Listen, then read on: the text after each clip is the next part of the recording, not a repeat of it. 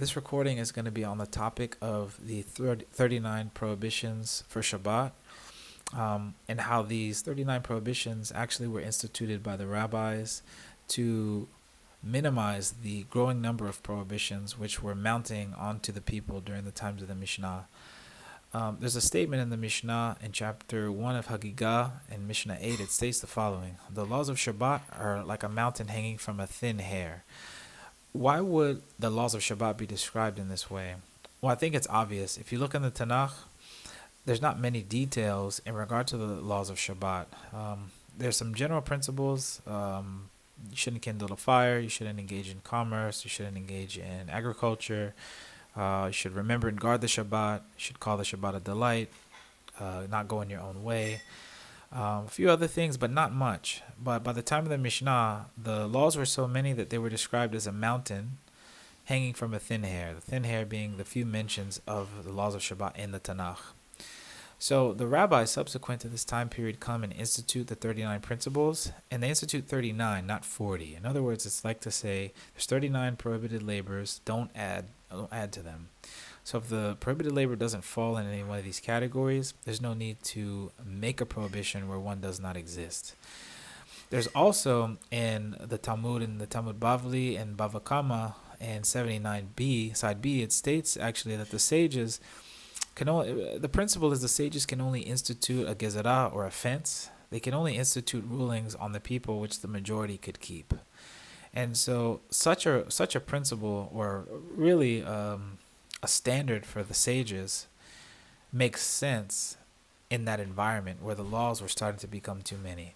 It's kind of like tying heavy burdens on one's neck, so to speak. So the rabbis come and institute 39 prohibited categories and not 40. So don't add. That's the concept. Unfortunately, in our day, in some religious circles, there seems to be a tendency to basically prohibit everything, even if there's no clear prohibition. So take, for example, electricity. Electricity on Shabbat violates none of the melachot. And when it comes to using electricity for the sake of a permitted act, there shouldn't be a question. This is just my opinion, and other poskim have obviously ruled otherwise, and this is the standard in Orthodoxy today. Even some conservative Jews hold to this. Heck, I'm sure even some Jews who don't identify with a denomination observe it and hold it, because this is the normative practice today in observant communities. However, it should be known that electricity doesn't violate any of the Av Melachot. It doesn't even violate any of the Toledot, meaning the derivatives of the 39 prohibited categories. Another example, or before I go on, I would like to say the exception to that, of course, is if you use electricity to do something that's prohibited. Like, for example, let's say you used an electric stove to cook from scratch on Shabbat. That would be derabanan, like pasikreshe, doing a permitted act that leads inevitably to a prohibited act. However, I have heard, and I believe it's in a Teshuvah by Chacham David Shalush, that technically you could even cook from scratch on Shabbat because you don't have bishul when you're quote unquote cooking from electricity, meaning you don't have bishul if there's no fire, and because electricity is not fire, it's not bishul. It's for sure cooking. There's no way around it in the real sense, plain sense of what cooking is. But bishul is defined by halakha as cooking with fire, and electricity is not fire. So therefore, anyway, I'm going on a tangent. I don't think this is necessary to go down, but I'm just making the point that there is some parameters to it. When it comes to electricity, on Shabbat, it violates none of the Av Melachot, none of the Toledot, unless you use it for the sake of doing something that's prohibited.